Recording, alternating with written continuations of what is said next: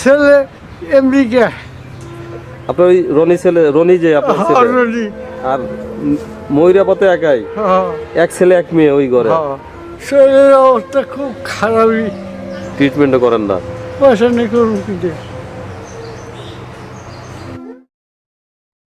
চিত্রনায়িকা মরিয়মের বাবা হতেও দরিদ্র জীবনযাপন করতেছে, টাকার অভাবে বন্ধ তার চিকিৎসার সবকিছু।